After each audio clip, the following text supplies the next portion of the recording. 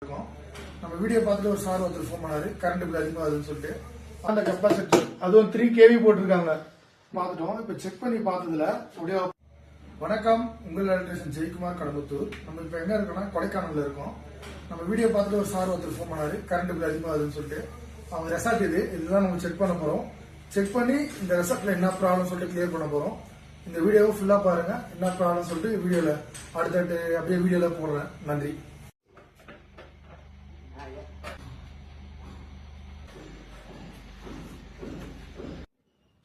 இந்த ரெசார்ட்ல செக் பண்ணி பார்த்துட்டோம். இப்ப செக் பண்ணி பார்த்ததுல அப்படியே இந்த கெப்பாசிட்டர் வந்து தப்பா ஃபிட் பண்ணிருக்காங்க.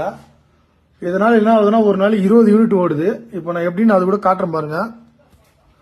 பாருங்க, இப்ப தெரியுதுங்களா,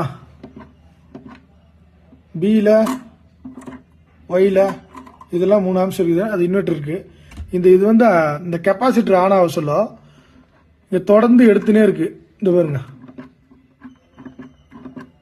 தெரியுதுங்களா, 4 2 2. இந்த கெப்பாசிட்டர் வந்து தப்பா ஃபிட் பண்ணிருக்காங்க. இந்த கெப்பாசிட்டர் இப்ப டிஸ்கனெக்ட் பண்ண போறோம் நம்ம. இதுதான் இந்த ரெசார்ட்ல இதுதான் ப்ராப்ளம். இதனால இவருக்கு ஒரு நாளைக்கு கிட்டத்தட்ட ஒரு 20 15 அது போல ஓடுது யூனிட். இதுதான் இந்த கெப்பாசிட்டர், அதுவும் 3 kV போட்டிருக்காங்க. இந்த கெப்பாசிட்டர் தான் இந்த கஸ்டமர் இவ்வளவு கரண்ட் பில் கட்டியிருக்காரு.